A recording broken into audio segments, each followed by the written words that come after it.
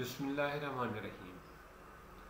आज हम बात करते हैं, कल ईद उल ज़ुहा है, तो ईद उल ज़ुहा की नमाज़ पढ़ने का क्या तरीका है। पहली बात तो ये है कि सुबह की नमाज़ रूटीन के मुताबिक हम अदा करेंगे। उसके बाद घर जाकर गुस्ल करेंगे, नहाएंगे, अच्छे कपड़े पहनेंगे। नए कपड़े हों तो बेहतर है, नहीं तो साफ़ सुथरे पाक अच्छे कपड़े पहनेंगे, खुशबू लगाएंगे और अपने आप को खूबसूरत बनाकर तस्बीह पढ़ते हुए मस्जिद की तरफ जाएंगे। मस्जिद में टाइम से पहले जाना चाहिए, क्योंकि लास्ट टाइम पे जगह नहीं मिलती, फिर बाज़ वक़्त नमाज मिस भी हो जाती है, फिर और मस्जिद में जाना पड़ता है। अपनी करीबी मस्जिद का रुख करें। आपकी ईद की नमाज का ज़्यादा जो है बेहतरीन जगह वो आपकी मोहल्ले की करीबी मस्जिद है, उस मस्जिद में जाएं, या खुली जगह पर जहाँ एहतमाम किया गया है वहाँ जाएं। लेकिन तस्बीह पढ़ते हुए जाएं, टाइम से पहले जाएं, खुशबू लगा कर जाएं, आपके अच्छे कपड़े पहन कर जाएं और मालिक का जिक्र करते हुए जाएं। मस्जिद में जाते हुए दाएं पाँव पहले रखेंगे और साथ दुआ पढ़ेंगे मस्जिद के दाखिल होने की, और उसके बाद मस्जिद में बैठ जाएंगे। इमाम जो तकरीर कर रहा होगा उसकी तकरीर सुनेंगे। जो ही नमाज का टाइम होगा, मस्जिद में इमाम बताएगा कि सफ़ें दुरुस्त कर लो, उस वक्त खड़े होना है। उसका नमाज का मैं मुख्तसर तरीका बताता हूँ। इस तरीके की खुद भी प्रैक्टिस करें और अपने बच्चों को भी प्रैक्टिस करें, क्योंकि इसमें अक्सर बेशतर हमसे गलतियाँ हो जाती हैं। नमाज़ पढ़ने का मसनून तरीका जो है, नमाज 2 रकात नमाज की नियत करेंगे, साथ 6 ज़ायद तकबीरें, और 2 रकात नमाज ईद उल ज़ुहा, साथ 6 तकबीरों के वाजिब। अल्लाहु अकबर, अल्लाहु अकबर कहेंगे। इसके बाद सना पढ़ेंगे, सना मुकम्मल करेंगे। सना से मुराद है सुबहानक अल्लाहुम्मा। सना पढ़ेंगे और पढ़कर 3 इजाफी तकबीरें कहेंगे। वो कैसे कहेंगे? पहली तकबीर में अल्लाहु अकबर कह के हाथ छोड़ देंगे, फिर दूसरी तकबीर इमाम कहेगा अल्लाहु अकबर, हम भी अल्लाहु अकबर कह के हाथ छोड़ देंगे।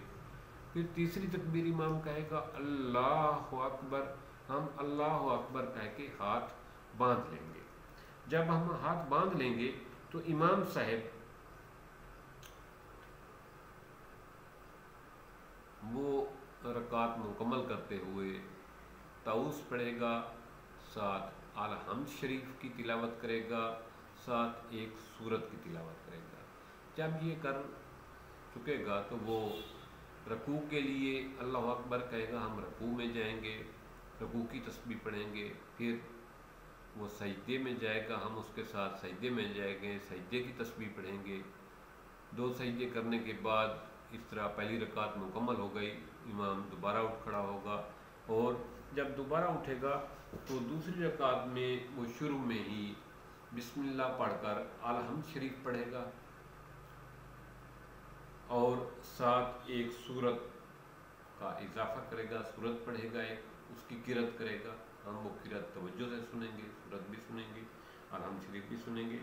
ये करने के बाद वो सूरत फातिहा और सूरत एक इजाफी सूरत की किरत के बाद उसके बाद वो 3 इजाफी तकबीरें कहेगा। वो कैसे होंगी? पहली तकबीर कहेगा अल्लाहु अकबर, हम हाथ छोड़ देंगे।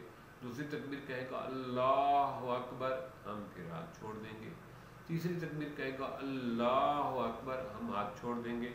फिर वो अल्लाहु अकबर कह के रकू में चला जाएगा, हम भी रकू में जाएंगे और साथ उसके तस्बीह करेंगे।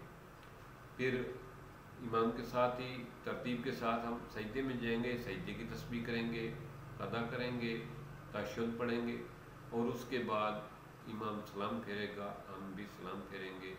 इस तरीके से ये 2 रकात मुकम्मल हो गई। अब इमाम खुतबे मिंबर पे बैठ के ईद नमाज का खुतबा देगा। खुतबे के 2 हिस्से होते हैं, इमाम खड़े होकर पहला हिस्सा खुतबे का पढ़ेगा। वो खुतबा पढ़ना सुन्नत है और खुतबे का सुनना वाजिब है, फ़र्ज़ है। हम इंतहाई अदब और एहतराम और खामोशी के साथ खुतबा सुनेंगे। एक खुतबा पढ़ने के बाद जब इमाम बैठता है तो दो खुतबों के दरमियान जो वक्त होता है, बुज़ुर्ग और दानिशवर कहते आए हैं कि ये बहुत कबूलियत का वक्त होता है। इस लम्हे जो भी दुआ मांगी जाए वो मालिक कबूल करता है। मुख्तसर सी दुआ मांगनी चाहिए। फिर इमाम दूसरे खुतबे के लिए खड़ा होता है, दूसरा खुतबा इमाम पढ़ेगा। उसके दूसरा खुतबा पढ़ने के बाद वो तमाम लोगों को मुबारकबाद देते हैं और दुआए खैर होती है। दुआए खैर मांगें और उसके बाद लोग एक दूसरे को ईद की मुबारक देते हैं, एक दूसरे को ईद की मुबारक दें, गले मिलें। लेकिन कोरोना की वजह से ज़्यादा मेल जोल से परहेज़ करें, मास्क का इस्तेमाल करें और ईद मुबारक एक दूसरे को लोग देते हैं और अपनी तरफ से खुशी का इजहार करते हैं, एक दूसरे को खैर और बरकत की दुआएं देते हैं, एक दूसरे के साथ मिलते हैं। इससे ये होता है कि लोगों की पुरानी रंजिशें भी ख़त्म लोग कर देते हैं ईद के मौके पर। ईद जो है दरअसल ये कुर्बानी जो है ये जानवरों की सिर्फ कुर्बानी नहीं है, बल्कि पुरानी दुश्मनी, रंजिश, अदावत, बुग़्ज़, कीना, हसद, ये उनकी भी कुर्बानी होती है।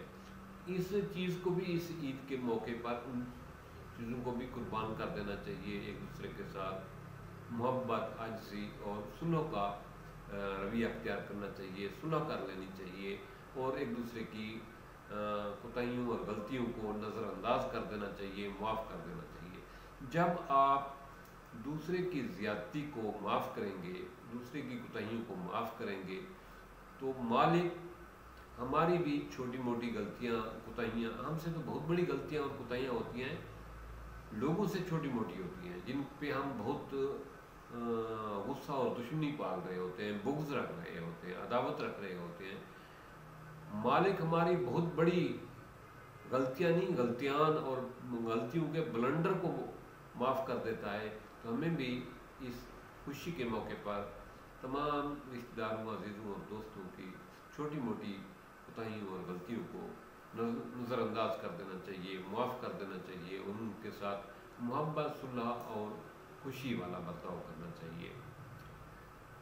ये ईद मिलने के बाद तमाम साहिबान दूसरे रास्ते से, जिस रास्ते से ऐसे रास्ता चेंज कर लें तो ज़्यादा बेहतर है।